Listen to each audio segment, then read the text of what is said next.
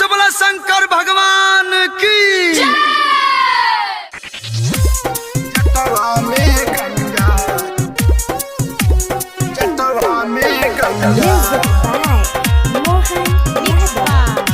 शैलेंद्र जी। हथवा में पेन्ही कंगन कान कुंडल पेन्हेला, हथवा में पेन्ही कंगन कान कुंडल पेन्हेला, जटवा में गंगा जी के लेके घूमेला।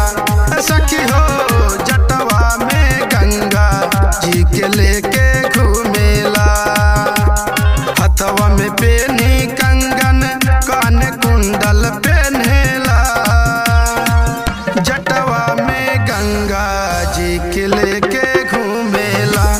सखी हो जटवा में गंगा जी के लेके घूमेला,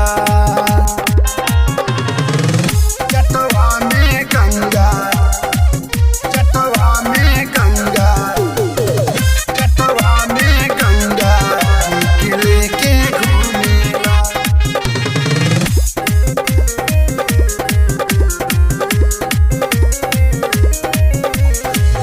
नाम या घरदानी हावे बड़े बड़ बाबू, रात दिन गांजा पिए मांगे सखिया। से बोला शंकर भगवान की। सुना नाम या घरदानी हावे बड़े बड़ बाबू, रात दिन गांजा पिए मांगे सखिया।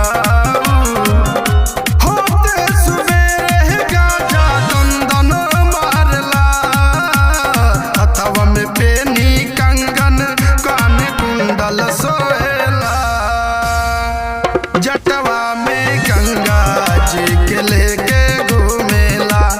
सखी हो जटवा में गंगा जी के लेके घूमेला,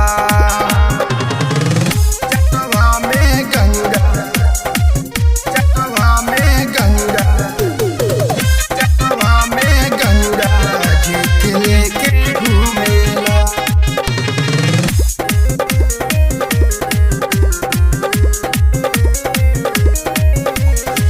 राइटर लालू हावे भोले के पुजारी, श्यामू मुकेश देवघर कर तैयारी। से बोला शंकर भगवान की। सुना राइटर लालू हावे भोले के पुजारी, श्यामू मुकेश देवघर कर तैयारी। सुगिर में दर्दी के अभिवंदन करला, हथवा में पेनी कंगन कान कुंडल